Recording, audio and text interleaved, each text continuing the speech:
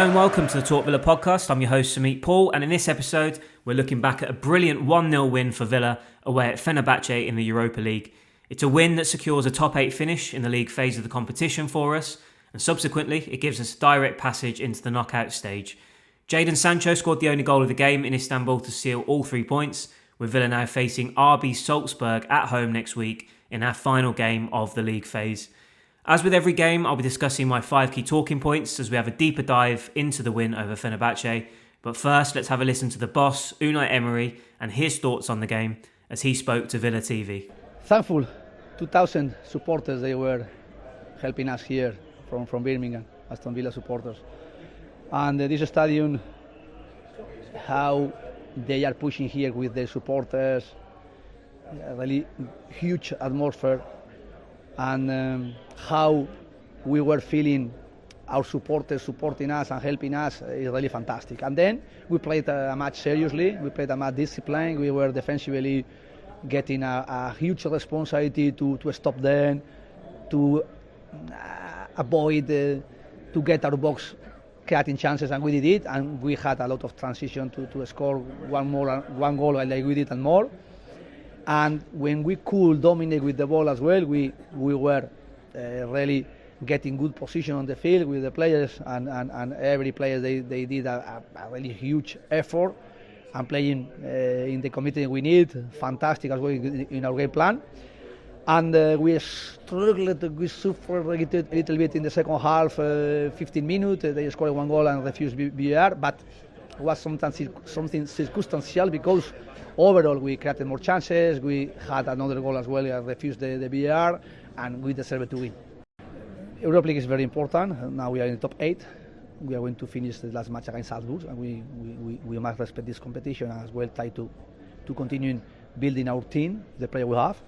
And then is Premier League to be consistent like we usually are is our objective, and our demands are high, and of course we are the last week in the transfer window as well, and we are not getting the balance completely in everything, and we must focus now Sunday against Newcastle and try to finish the transfer window with again our squad definitely like we want, and keep going because Premier League, Europa League, FA Cup is coming a lot of challenges we will face, and we will need the players, and we will need to create our stronger with our energy and positively and with the player we have. That was Unai Emery speaking to Villa TV after our 1-0 win over Fenerbahce in the Europa League. So on to my 5 key talking points then, and let's start with what was a really impressive defensive display from Villa. So while Emiliano Martinez failed to make the trip to Istanbul due to injury, Emery also opted to make key changes to his backline, with Tyrone Mings and Victor Lindelof forming the heart of our defence in front of Marco Bizot. I thought that trio in particular were magnificent. Bizot made a string of key saves throughout the game to not only continue to prove that he was a really savvy signing last summer, because every time he's asked to deputise and fill in, he's done an exceptional job, but also to make potentially a strong case to keep that starting berth. Martinez has missed a number of games now this season due to injury already. We've spoken in the past and previous podcasts about the mistakes that he's making, and there's fresh speculation this week about potentially moving on to Inter. So to see Bizot step in and do an excellent job that he keeps doing every time he's asked to deputise, I think it's credit to him for what he's doing, and another really solid performance for us in this game to help us get the win. Equally, I thought Lindelof continues to look an excellent acquisition with his experience, his leadership, his defensive qualities, all evident again in this game. And despite the lack of playing time that he's had in recent months due to injury, I thought Tyrone Mings was fantastic alongside him as well. So Matty Cash and Luca Dean have obviously contributed and were a key part in our ability to keep a clean sheet in this one. But that trio in particular coming into the side and the pressure of this game and the atmosphere, I thought they were excellent and were really, really crucial in helping us get the 3 points. On to the second point, and that is a mature and battling effort in a tough away game from Villa. Now, we've been to a number of tough stadiums over the past couple of seasons in the Europa Conference League and then the Champions League last season. We've even been to Feyenoord this season in the Europa League. I don't think we're going to experience many more difficult atmospheres and oppositions as we did on Thursday night against Fenerbahce in Istanbul. But I thought the players produced a really mature and battling performance to not only nullify their threat as effectively as possible, but we stayed patient. We showcased our own quality in playing through the lines and carving them open, and we created chance after chance throughout the game.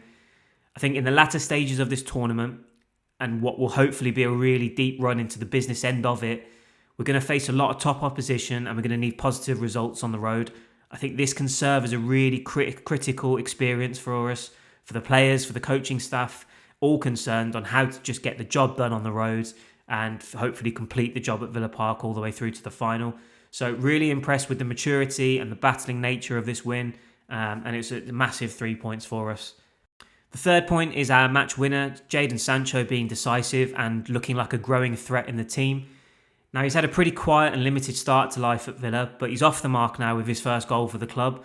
I thought he showed really clever movement to get himself into that goal-scoring position in the box, and then he kept his concentration and composure to put that header into the back of the net after that little deflection off the defender before it got to him. Now, I think he was certainly more of a prominent threat in this game compared to his previous outings. He showed glimpses. He's had patches in games where he's looked on it and he's looked a real threat out wide, and he looks like he can make a really important contribution for us. But this, particularly in the first half of this game, I thought he looked really good. I hope this display can now be sort of a personal catalyst for him to really kick on and become a crucial presence in our starting lineup on a more consistent basis. I like what he said in his post-match interview, that he's very hard on himself. He's always pushing himself to be better. He lauded Emery for having the belief and backing him. And he's just he sounds at least very focused on trying to become a more important and prominent and decisive figure for Villa this season. So hopefully this can kickstart something for him. But really happy with his goal and his overall performance in this one. On to the fourth point, and that is Villa must be more clinical moving forward. Now, for all the positives that we've sort of discussed and gone over in the previous points, Villa could and should have made this a more comprehensive victory and subsequently a more comfortable night for ourselves. Chance after chance came and went, particularly in those counter-attacking scenarios where we had the numerical advantage. We were breaking at Fenerbahce with pace. We just weren't clinical or ruthless enough to kill the game off earlier. We should have done it. We almost got caught out and got punished for it with the goal that they had disallowed. And I think the deeper you go into the competition against the opposition that we're going to face, you can't afford to sort of be that wasteful.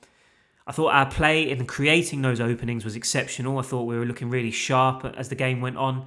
We exploited space and holes in Fenerbahce's defensive system, shape and setup against us.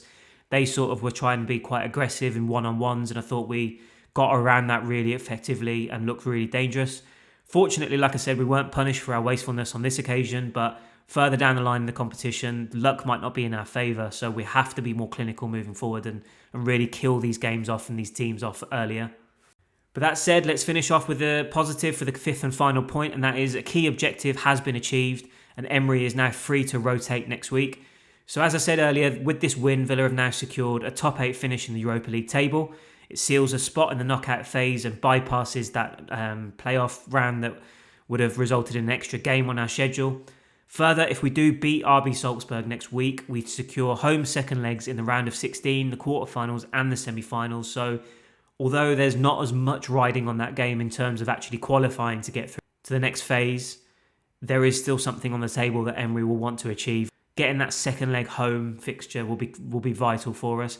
So in the bigger picture, it's a massive win and it sets us up to complete the job next Thursday night, as we'd like to have that in our favour in terms of taking teams back to Villa Park for big European nights in the second leg, whether that's to protect a lead or to get back into it and overturn a deficit.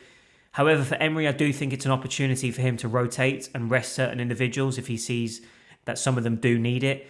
We need to look to avoid further injury setbacks now. We had a boost in this one with Amadou Onana getting 20 minutes towards the end of the game. That's going to be important for him to get some match fitness, get some sharpness back after his little spell on the sidelines. Obviously, we've had the setback with Kamara and potentially McGinn. We're waiting to hear more on him. So Onana getting that 20 minutes will be massive for him, and hopefully that sets him up to come back into the starting lineup against Newcastle on Sunday. But I think Emery will no doubt be delighted that he has that flexibility now in his decision-making with Premier League games against Newcastle and Brentford, either side of that encounter with Salzburg. So, important win, short-term and long-term, and hopefully it sets us up really well next week to finish the job off. So what were your talking points from our win over Fenerbahce? Who was your man of the match? Who were you impressed with? Who were you not impressed with? Leave your thoughts below. If you're listening on YouTube, leave your comments below. For those listening to the pod via Apple Podcasts, Spotify or other means, head over to talkvilla.substack.com and get involved in the conversation over there. So that's a wrap on this episode of the Talk Villa podcast. A big thank you for taking the time to have a listen. Please subscribe to the pod or channel depending on where you're listening. That's either on Apple Podcasts, Spotify or YouTube. Give the episode a like or leave a review if you've enjoyed it. Sign up to the Talk Villa Plus newsletter on Substack for ad-free Villa news, opinions and analysis, all delivered directly to you. And there is also an option of a paid subscription for bonus content. All the details will be in the description of this podcast, but for more, please go to talkvilla.substack.com and subscribe. So as I say, Villa bounced back from our disappointment at the weekend with an excellent win on the road in a difficult atmosphere and against a quality opponent. Unai Emery can now rotate and rest key players next week when we host RB Salzburg, and we're now through to the knockout phase, bypassing that playoff round, and all eyes will be on another difficult game away at Newcastle in the Premier League on Sunday. I'll be back after that one to analyse what will hopefully be another win as we look to get a winning streak going again, but until then, enjoy the win, villains, and up the Villa.